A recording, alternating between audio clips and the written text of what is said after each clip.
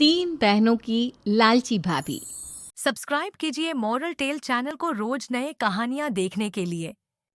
करिश्मा, रेशमा और मनीषा तीन बहनें हैं। उनका एक भाई भी है, मयंक। मयंक अपनी बहनों को बहुत प्यार करता है, लेकिन मयंक की पत्नी सविता इस मामले में मयंक से बिल्कुल ही अलग है। वो अपनी ननदों का जितना बुरा कर सकती है उतना बुरा करती ही रहती है और अपनी ननदों पर हुक्म भी चलाती है। करिश्मा, करिश्मा, तुमने अभी तक नाश्ता नहीं बनाया? तुम्हारे भैया को ऑफिस जाने में देर हो रही है। हाँ भाभी, बस अभी बनाती हूँ। करिश्मा, तुम ये ढीलापन छोड़ दो। कल को पराये घर जाना है। वहाँ अगर तुम इस तरह से काम करोगी तो लोग क्या कहेंगे कि माँ ने और भाभी ने कुछ सिखाया नहीं। और तुम्हारी दोनों बहनें कहाँ हैं? अब रेशमा मार्केट गई है और मनीषा सो रही है। क्या? सुबह के 8 बज रहे हैं और ये महारानी अभी भी सो रही है? ये कहते हुए सविता अपनी सास दुर्गा देवी के पास जाती है। माँ जी, देख रही हो अपनी बेटियों के तौर तरीके? क्या हुआ बहू, सुबह सुबह क्या कर दिया मेरी बेटियों ने? अरे एक तो अभी अभी उठकर किचन में गई है, दूसरी सुबह सुबह बाहर चली गई और तीसरी अभी तक सो रही है। क्या करूं मैं इन तीनों का, मैं तो परेशान हो गई हूँ। जा जाकर उठा उसे और रेशमा से मैं बात करती हूँ। सविता सीधा मनीषा के कमरे में जाती है और उससे कहती है, महारानी जल्दी उठो, सूरज सर पर आ गया है। भाभी थोड़ी देर और सोने दो ना, मैं रात को लेट सोई थी। वो क्या है ना, यूनिट टेस्ट चल रहे हैं। शराफत से उठती है या नहीं, या फिर पानी की भरी बाल्टी डालूं तेरे ऊपर? नहीं नहीं भाभी, मुझे बिस्तर में नहीं लाना, उठती हूँ मैं। मनीषा जल्दी से उठकर बाथरूम में चली जाती है। सभी आराम से बैठकर नाश्ता कर रहे होते कि तभी रेशमा बाजार से हाथ में सामान लिए आ जाती है। रेशमा को देखते ही सविता उस पर बरस पड़ती है। लो, आ गई महारानी। ऐसा भी क्या सामान लाना था जो सुबह आंख मलते ही बाजार की तरफ रवाना हो गई? भाभी, कल आप ही तो चीख रही थी कि घर का सारा सामान मुझे ही लाना पड़ता है, घर में किसी को भी किसी काम से कोई लेना देना नहीं है। अब मैं बाजार जाकर सामान ले आई तो आपको इस बात से भी तकलीफ हो रही है? देख रही हो माँ जी, अपनी बेटी की जुबान कैंची से भी तेज चलती है। और मयंक, आप तो कुछ कहेंगे नहीं अपनी लाडली बहन को। रेशमा, अपनी भाभी से ऐसे बात नहीं करते। चलो माफी मांगो। भैया, मैं क्यों माफी मांगू? आप भाभी से बोलिए ना कि हम पर कम हुक्म चलाया करे। हम इस घर की बेटियां हैं और आपकी पत्नी की ननद है, नौकरानी नहीं। लो कर लो बात। इनकी भलाई के लिए कुछ भी बोलो तो इन्हें बुरा लग जाता है। इस घर में यही इज्जत है मेरी। देख लो माँ जी, आपकी बेटी किस लहजे में मुझसे बात कर रही है। सविता वहाँ से चली जाती है। मयंक को बहुत गुस्सा आता है, वो भी वहाँ से चला जाता है। फिर करिश्मा रेशमा को समझाती है, रेशमा, तुम्हें भाभी से माफी मांग लेनी चाहिए थी ना। लेकिन दीदी, मैंने कुछ किया ही नहीं, तो मैं माफी क्यों मांगू? हाँ करिश्मा दीदी, रेशमा दीदी जैसे ही घर में आई भाभी ही उन पर चिल्ला रही थी। हाँ, मैं मानती हूँ कि गलती भाभी की थी। मैं तो इसलिए बोल रही हूँ कि भाभी ने माँ को तो पूरी तरह अपने वश में कर लिया है। वो हमारी बात सुनती ही नहीं। मयंक भैया हमारे लिए हमेशा खड़े रहते हैं, इसलिए उनकी बात का मान तो तुम्हें रखना चाहिए था ना। कोई फायदा नहीं दीदी, कुछ दिनों की बात और है, भाभी उन्हें भी हमारे खिलाफ भड़का देंगी। फिर वो भी माँ की तरह हमारी किसी बात का विश्वास नहीं करेंगे। इसी तरह सविता अपनी तीनों ननदों को किसी न किसी बात पर परेशान करती रहती थी। एक दिन मयंक अपनी तीनों बहनों के लिए गिफ्ट लाया। क्या रेशमा, ये तुम्हारे लिए हार का सेट। रेशमा, तुम्हारे लिए सुंदर सी ड्रेस। और मनीषा, तुम्हें किताबें पसंद है ना, तुम्हारे लिए किताबें लाया हूँ। थैंक यू भैया। थैंक यू भैया। थैंक यू भैया। करिश्मा, तुम्हारा नेकलेस कितना सुंदर है। ये भैया कहाँ से ले आए होंगे?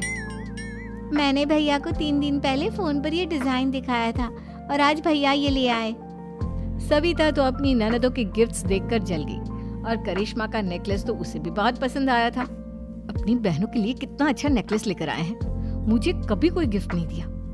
मैं आज ही ये हार चुरा लूंगी। रात में सविता करिश्मा का हार चुरा लेती है और इसी तरह उसे अपनी ननदों की जो भी चीज अच्छी लगती वो उसे मांगती नहीं, बल्कि रात के अंधेरे में चुरा लेती। इसी तरह दिन बीतते गए और सविता ने मयंक के दिल में भी उसकी बहनों के लिए नफरत पैदा कर दी। एक दिन मयंक ने करिश्मा और रेशमा के लिए रिश्ता देखा और ये बात उसने घर में सबको बताई।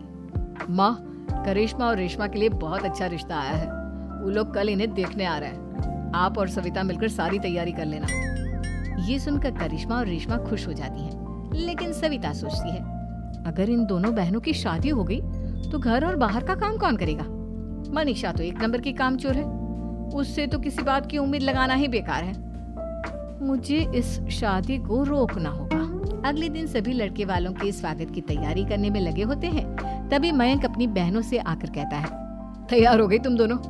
देखो दोनों लड़के बहुत अच्छे हैं, मैं कोई कसर नहीं छोड़ना चाहता, इसलिए तुम उनके सामने अच्छे से बिहेव करना और अपनी भाभी से लड़ने मत लग जाना। करिश्मा, तुम वो नेकलेस पहन लो ना जो मैं तुम्हारे लिए लाया था। भैया मैं बहुत देर से वो नेकलेस ढूंढ रही हूँ, लेकिन मुझे मिल ही नहीं रहा। क्या तुमने नेकलेस खो दिया? तुम्हें पता भी है वो कितना महंगा था? तुम कोई काम ढंग से नहीं कर सकती। मयंक गुस्से में वहां से चला जाता है। थोड़ी देर बाद लड़के वाले भी आ जाते हैं। वो दोनों बहनों को पसंद कर लेते हैं और रिश्ता पक्का हो जाता है। लेकिन सविता के दिमाग में तो कुछ और ही खिचड़ी पक रही थी। वो पंडित जी के पास करिश्मा की कुंडली लेकर जाती है और उन्हें पैसे देकर करिश्मा की कुंडली बदलवा देती है। जब लड़के वालों के पास करिश्मा की कुंडली जाती है तो वो दुर्गा को फोन करते हैं। बहन जी, हमने करिश्मा की कुंडली अपने पंडित जी को दिखाई थी। आपकी बेटी की कुंडली नहीं बल्कि दोषों का पिटारा है। देखिए, मैं और मेरे पति इन सब बातों में बहुत विश्वास करते हैं, इसलिए हम आपकी बेटी से अपने बेटे की शादी नहीं करा सकते। इस तरह करिश्मा का रिश्ता टूट जाता है और सभी घर वालों को बहुत दुख होता है। अब कविता सोचती है, चलो करिश्मा का तो रिश्ता टूट गया, अब रेशमा का भी रिश्ता तोड़ना है। क्या करूं? अब सविता आवाज बदलकर किसी अननोन नंबर से रेशमा के होने वाले ससुराल में फोन करती है। हेलो, मैं कौन हूँ कौन नहीं ये आपके लिए जानना जरूरी नहीं। बस इतना सुन लो कि रेशमा का 2 साल से किसी के साथ अफेयर चल रहा है। बस रेशमा का रिश्ता तोड़वाने के लिए सविता का इतना कहना काफी था। अब रेशमा का भी रिश्ता टूट गया। मयंक और दुर्गा देवी ने रेशमा को खूब खरी खोटी सुनाई और उससे बार बार उस लड़के के बारे में पूछने लगी। आप दोनों मुझे क्यों परेशान कर रहे हो? अरे कोई लड़का होगा मेरी लाइफ में तो मैं बताऊंगी ना, जब कोई है ही नहीं तो कहाँ से लाऊं मैं कोई लड़का? तो तेरे होने वाले ससुराल वालों को फोन किसने किया था? माँ मैं नहीं जानती किसने फोन किया था, मैं सच कह रही हूँ। मैं तो पहले ही कह रही थी इसकी लगाम खींच कर रखो, लेकिन मेरी सुनता ही कौन है।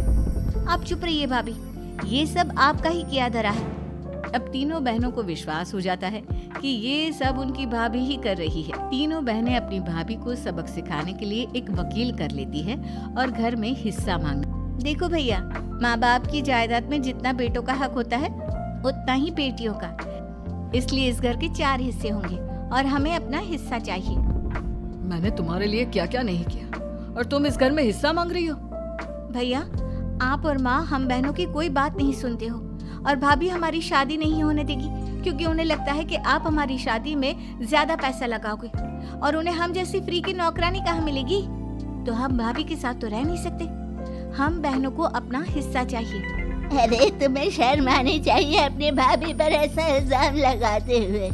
वो तुम्हारे बारे में कितना सोचती है। हाँ माँ, भाभी हमारे बारे में बहुत सोचती है, दिन रात बस यही सोचती रहती है कि किस तरह से अपनी तीनों ननदों को परेशान करूं और कभी मुझे पढ़ने भी नहीं देती। दोनों बहनों का रिश्ता भी तो इन्होंने ही तोड़वाया है और रात में हमारे कमरे में आकर हमारी चीजें भी चुराती हैं। इसी तरह सविता की तीनों ननदें अपनी बात पर अड़ी रही। अब कोर्ट में तारीख भी शुरू हो गई। जब सविता को लगा कि उसकी तीनों ननद इतनी आसानी से नहीं मानने वाली, तो उसने अपने पति और सास को सारी सच्चाई बता दी और अपनी तीनों ननद से माफी मांगी। मयंक और दुर्गा को भी अपनी गलती का एहसास हो गया। अब सविता खुद करिश्मा और रेशमा के लिए अच्छा रिश्ता ढूंढती है और उनकी शादी करवाती है।